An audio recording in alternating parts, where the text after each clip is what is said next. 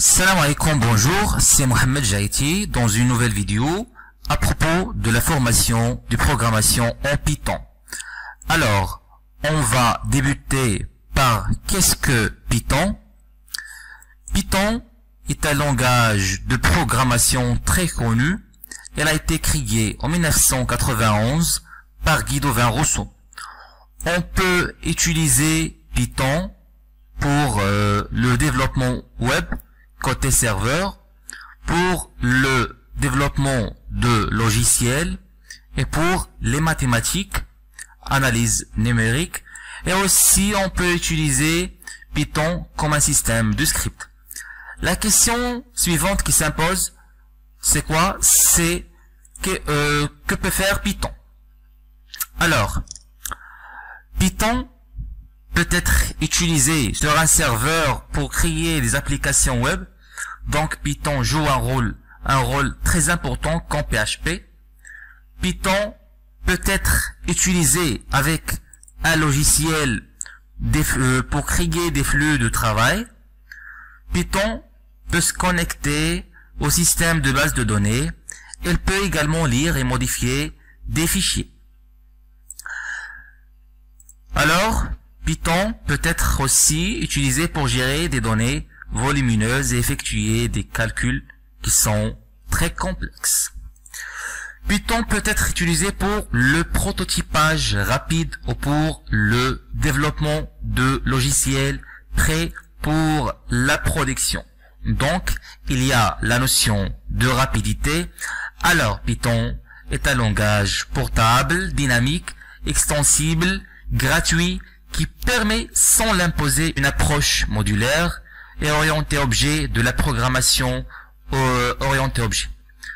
Alors, pourquoi Python?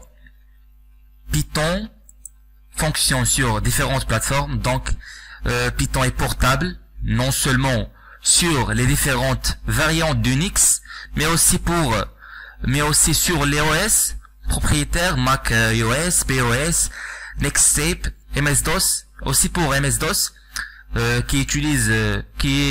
qui fonctionne sur un seul bloc, et aussi pour Windows.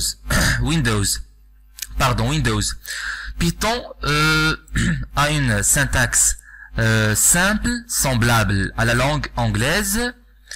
La syntaxe de Python est très simple et combinée à des types de données évoluées, listes, les dictionnaires, ainsi de suite, conduit à des programmes à la fois très compacts et très lisibles, à des fonctionnalités aussi qui sont égales à un programme Python qui est souvent de 3 à 5 fois plus court qu'un programme C ou C++ ou même de Java. Python est souvent de 3 à 5 fois plus court qu'un programme C ou C++, ce que représente en général un temps de développement de 5 à 10 fois plus court, une facilité de maintenance largement accrue. Donc c'est très facile de programmer en Python qu'un autre langage. Alors, Python a une syntaxe qui permet aux développeurs d'écrire des programmes avec moins de lignes et que d'autres langages de programmation, comme on a dit. Python fonctionne sur un système interprète, ce qui signifie que le code peut être exécuté dès qu'il est écrit.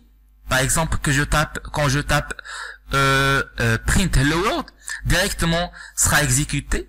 Cela signifie que le prototypage peut être très rapide, comme on a dit, la notion de la rapidité. Alors, Python peut être traité de manière procédurale, orientée objet, ou de manière fonctionnelle. Bon à savoir, la version majeure, la plus récente de Python est Python 3, que nous allons utiliser dans ce tutoriel.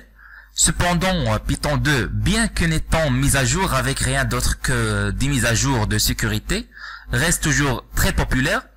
Donc, dans ce tutoriel, Python sera écrit dans un éditeur de texte il est possible d'écrire Python dans un environnement de développement intégré tel que Tony, PyCharm, NetBeans ou Eclipse, qui sont particulièrement utiles pour gérer de grandes collections de fichiers.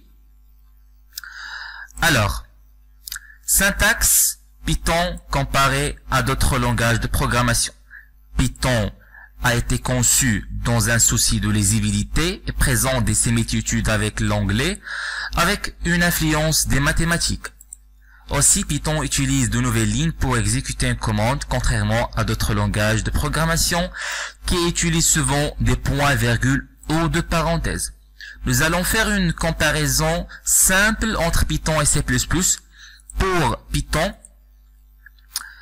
if A est supérieur à B, deux points, c'est nécessaire de taper deux points, print A est sub de B, else print A et non sub de B.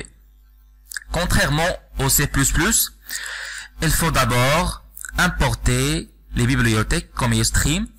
Voilà, if A est supérieur à B, cout A est sub de B, and c'est retour à la ligne, else cout A et non sub à B. Donc, nous avons vu dans ce chapitre c'est quoi Python en général. Dans la prochaine vidéo, on va parler de l'installation de Python et la mise en route. À bientôt.